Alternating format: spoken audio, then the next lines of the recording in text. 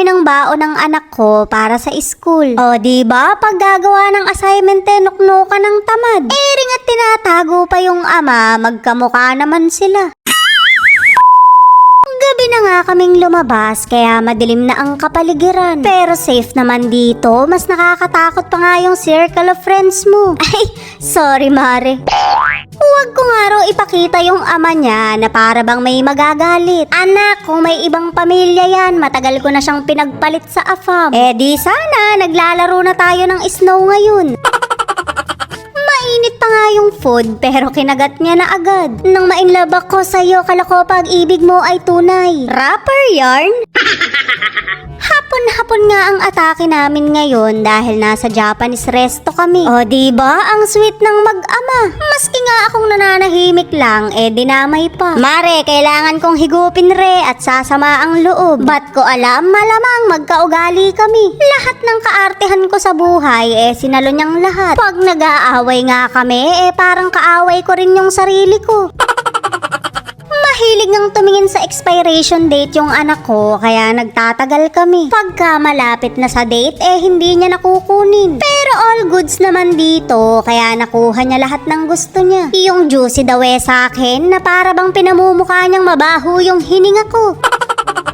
Na-add to cart niya na nga yung mga gusto niya kaya yung sa amin naman ang ama niya. Siyempre, hindi mawawala yung mga pangpayuti ay daw. Kaligayahan ko yan sa madaling araw kaya nag-iinom na lang ako ng tubig.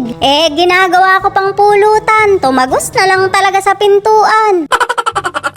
Konti nga lang yung binili namin dahil madalas namang magluto yung sugar daddy ko. Oo Mare, siya ang cook sa bahay. Marunong naman akong magluto pero kinulang sa sarap. Mabuti na lang talaga at hindi niya ako sinosoli sa nanay ko. Kung nagkataon Mare, dalawa na kami ng nanay kong hindi masarap magluto sa bahay. Siyempre, hindi mawawala ang matcha dahil paborito yan ng anak ko. Matcha lover daw siya kitang-kita naman sa kulay ng damit niya. Pinataas pa nga sa akin yung pants dahil ayaw niya raw makita yung sikmura niya. Alam na, hindi ito magmamana sa akin ng pagkahubadera. Inabutan niya nga ako ng lotion para daw mabango ko. As atrentahin anak, katiin ko na yung amoy ko. Diyan nahuhumaling yung ama mo, kaya okay na ako dito. Ito ay kating ko at ito naman ay ang kati ko.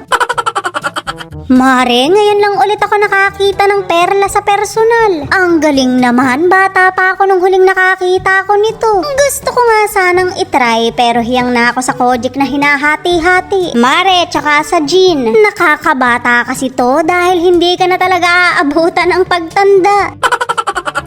May isang babae na naman ang hindi napagbigyan. May dalawang kontrabida kasi kung kasama kaya hindi ako makadiskarte ng gin. Ring at nakauwi na kami kaya mag-o-organize na kami ng mga pinamili. Hindi ganun kadami dahil sa palengke kami bumibili ng mga karne. Mga gulay, ganyan, kung ano yung lulutuin niya sa araw na yun. Ewan ko ba't bumibili pa siya, napakarami niya namang manok. Isang hilot lang sa leeg, may tinola ka na.